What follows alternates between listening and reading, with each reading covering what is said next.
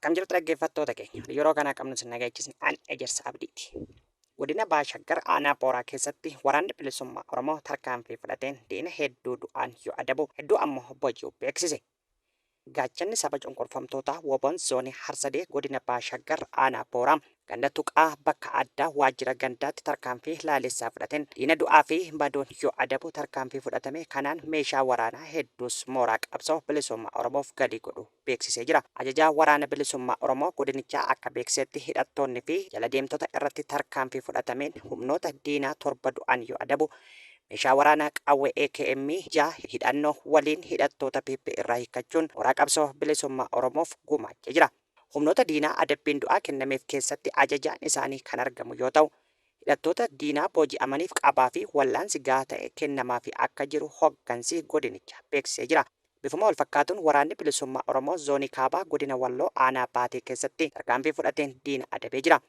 Guutuu Oromiyaatti diina hidhee qabuun adabbii addaa itti murteessuun kan beekamu waraanni bilisummaa Oromoo zoonilee mara keessatti diina uummata Oromoo maqaa garaagaraa itti moggaasuun mankaraarsaa jiran haxxee hidhuun adabaa jiraachuu ajajaan waraana bilisummaa Oromoo zoonichaa beeksisee jira. Haaluma kanaan kaaba Oromiyaa godina Walloo aanaa Baatee magaalaa Leelaa jedhamtu keessatti dheengaddaa Mudde 7 2025 waaree booda toora sa'aatii 9tti waraana sirnichaa maqaa sakatta'insa woboo jedhuun bobbaatee 4 adabbii du'aa yoo itti murteessu 3 ammoo madoof saaxiluun injifannoo boonsaa galmeessisu beeksisee jira. Waraanni sirnichaa naasuu sabaa hin qabne haftee ofirra naanna'uun meeshaa waraanaa hidhannoo guutuu waliin gatanii baduun beekame. Tarkaanfii kanaanis woboon meeshaa waraanaa hedduu mooraa qabsoo bilisummaa Oromoof galii godhu ajajaan godinichaa beeksisee jira. Mootummaan naannoo Sumaalee godina Harargee ba'aa aanaa Cinaaksan irraa lafa murachuun bakka Daarimuu jedhamutti aanaa haaraa hundeessuu jiraattonni dubbatan.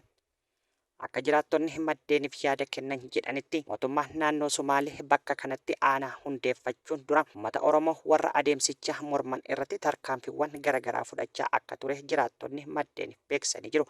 Itti dabaluunis lafa bara dheeraaf uummanni Oromoo irra jiraataa ture har'a naannoo Sumaalee jalatti bulaa jira. Inumaayyuu amma daangaa Oromiyaa keessatti seenuun aanaa haaraa hundeessuu jiraattonni maddeeniif ifoomsanii jiru.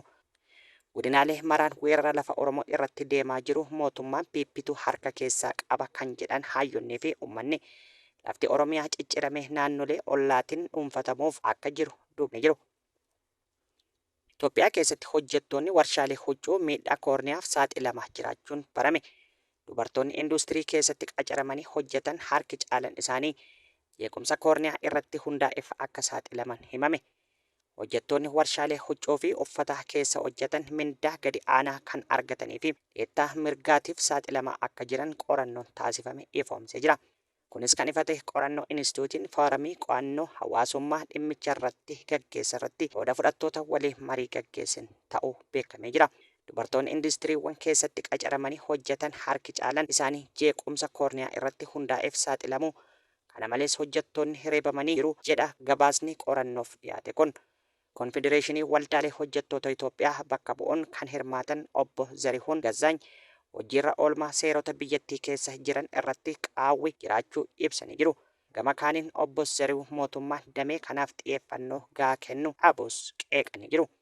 Qorataan adda duree qorannoo obbo Asaffaa Admaas akka jedhanitti namoonni damee kanarratti qacaramanii barachuu barbaadan badaa jiru jedhanii jiru. Itoophiyaatti hoogganaan jaarmiyaa fi hariiroo industirii Federeeshinii Inistiitii Huccuu Gogaa fi Uffataa obbo Imaam Huseen Finfinnee qofa keessatti jaarmiyaa meeqa akka ta'e waan hin beekamneef mirgaa fi dantaa hojjettootaa eegsisuun rakkisaa ta'uu himuu isaanii gabaasni kun ni mul'isa. Suudaanitti haleellaa magaalota iddoowwan gabaa fi manneen barnootaa irratti raawwatame namoota 100 lakkaa'aman galaafate. Waraana waliin Suudaan keessatti haleellaa qilleensarraan raawwatamuun manneen jireenyaa iddoowwan gabaa manneen barnootaa fi iddoowwan baqattoonni qubsiifaman hedduu manca'uu fi kaanis lammiileen nagaa 1700 caalan ajjeefamuu qorannoon mul'iseera. Jaarmiyaan qorannoo bal'aa gaggeesse Suudaan Witness Project jedhamu erga waraanni Suudaan eebla 2023 eegalee haleellaa qilleensarraan raawwateen badii dhaqqabe ifoomsee jira. Gabaasni kun humni qilleensaa itti gaafatamummaa fi eeggannoo tokko malee boombii dhukaasuun uummata nagaa gaaga'uu akeekee jira. bu'aawwan qorannoo kana waraanni Suudaan akka fedhetti opereeshinii gaggeessuuf humnaa fi dandeettii qabaataa akka turee fi humni addaa RSF ammoo humna qilleensaa akka hin qabne akeekus garuu lameenittuu balleessaa murteessee jira. Akka qorannoo kanaatti eebla 2023 hanga adoolessa 2025tti Suudaan keessatti haleellaan qilleensaa 384 raawwatee jira jedhe. Kanaanis lammiilee nagaa 1,700 yoo ajjeefaman 1,200 kan ta'an ammoo madaa'anii jiru. Haleellawwan kanneen keessaa 135 manneen jireenyaa irratti kan xiyyeeffatedha kan jedhan manneen fi bu'uuraaleen misoomaa boombiidhaan barbadaa'aniirus jedhee jira. Waldaa wabii maccaa hawaasa rakkoo nageenyatiin biyya keessatti rakkoo hamaa keessa jiru gargaaruuf sagantaa galii walitti qabuu adeemsisuuf jedhe. Maddeen akka gabaasanitti waldaan wabii maccaa fuuldura kana Mudde 13 mata duree barnoota bakkatti deebisuu fi abdii ifa qabsiisuu jedhuun maallaqa garaagaraa uummata biyya keessa jiruuf oolu karaa zuumitiin walitti qabuuf akka jedhu beeksisee jira. Nageenya dhabuun waggootaaf itti fufee cufamuu manneen barnootaa, mancaatii dhaabbilee tajaajila hawaasummaa, buqqaa'uu lammiilee fi barsiisonni akka godaananiif sababa ta'e akka jiru himee jira.